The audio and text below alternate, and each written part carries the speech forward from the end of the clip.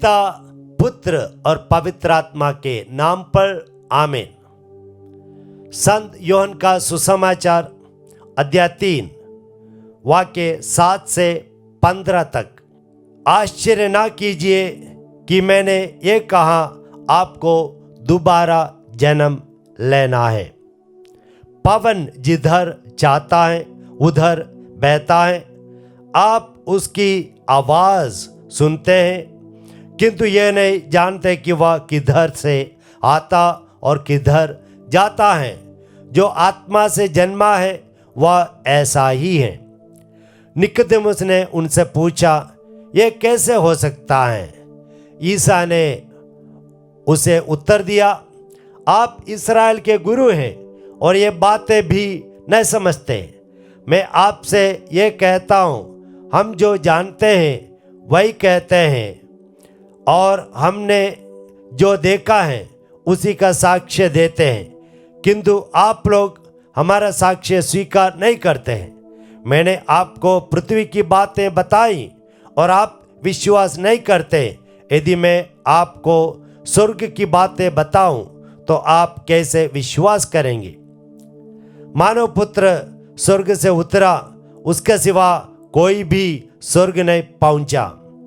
जिस तरह मूसा ने मरुभूमि में शाम को ऊपर उठाया था, उसी तरह मानव पुत्र को भी ऊपर उठाया जाना है, जिससे जो उसमें विश्वास करता है वह अनंत जीवन प्राप्त करे। प्रभु यीशु ख्रिस्त में मेरे प्यारे विश्वासियों, आज के सुसमाचार में अध्याय 3 के 7 में कहते हैं, हम लोगों को दोबारा जन्म लेना है। दोबारा जन्म लेना है अगर हमें स्वर्ग राज्य में पहुंचना है तो। दोबारा जन्म लेने का मतलब क्या है?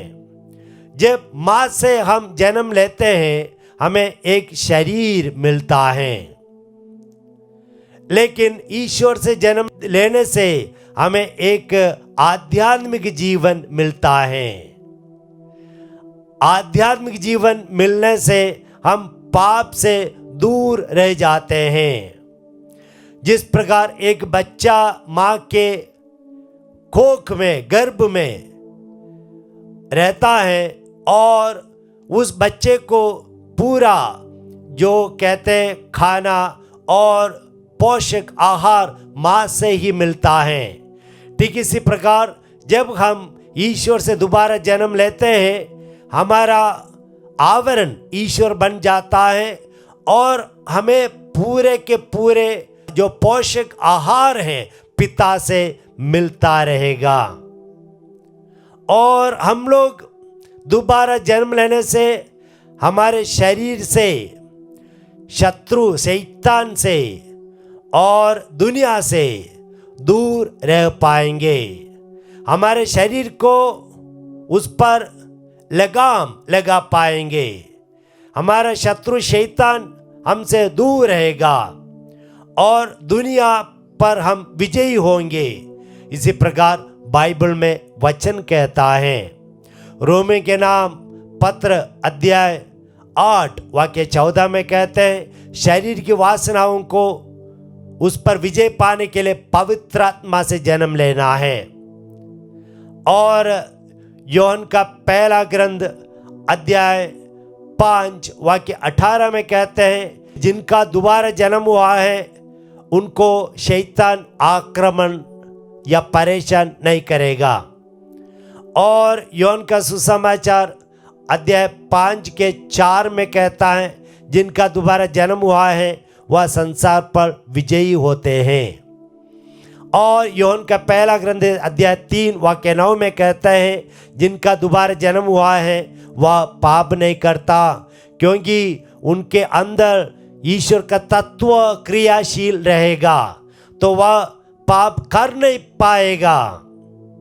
और योहन का पहला ग्रंथ अध्याय 1 वाक्य 29 में कहता है, जिनका दोबारा जन्म हुआ है वह केवल सही काम करेगा।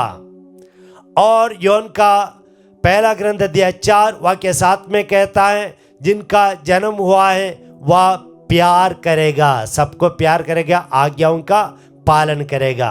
तो इसलिए प्यारे विश्वासियों, दोबारा जन्म लेना बहुत आवश्यक है। तो प्रभु यीशु मसीह यहाँ पर यह भी कहते हैं कि जिस प्रकार मूसा ने रेगिस्तान में जब इस्राएली जनता पाप करने के कारण विषैले शाम से दंश पाकर मर रहे थे, तब उनके लिए एक समाधान के लिए मूसा ने ईश्वर से प्रार्थना की और ईश्वर ने कहा कासे का शाम बनवा दो और रेगिस्तान में ऊपर उठाओ, जो भी उनकी ओर देखेगा वे भले चंगे हो जाएगा। और इसी प्रकार प्रभु यीशु मसीह कहते हैं मानव पुत्र को भी न्याय विधान में शरीर के दंश से नहीं, पाप का जो दंश है आत्मा में, उससे बचने के लिए, मृत्यु से बचने के लिए मानव पुत्र को भी सूली पर उठाया जाएगा और जो भी उनकी ओर देखेंगे, उनमें विश्वास करेंगे, वे सब भले चंगे हो जाएंगे, वे पाप के दंश से नहीं मरेंगे। जैसे कुरिन्थियों का पहला ग्रंथ अध्याय 15 वाक्य 54 और 55 में यीशु वचन कहते हैं कि मृत्यु को निगल दिया है, मृत्यु को पराजित किया है। ओ मृत्यु कहाँ है तेरी विजय, ओ मृत्यु कहाँ है तेरा दंश। प्यारे विश्वासियों, इस प्रकार का एक सुंदर जीवन प्रभु यीशु मसीह ने हमें प्रदान किया है। यहाँ पर एक और बिंदु है, यीशु मसीह कहते हैं पुत्र को छोड़कर कोई भी स्वर्ग नहीं पहुंचे हैं। जी हाँ, इसका मतलब यह है कि प्रभु यीशु मसीह के पीड़ामय जीवन, क्रूस मरण के बाद ही स्वर्ग का द्वार खोल दिया गया है। उससे पहले जितने लोगों ने भी, धर्मी लोग भी जीवन बिताया, वे सबके सब स्वर्ग नहीं गए, बल्कि कैथोलिक कलीसिया कहती है वे इब्राहिम के बूसम में, गोद में वहां पर गए, या अंग्रेजी में कहते हैं लिम्बो ऑफ द फादर्स।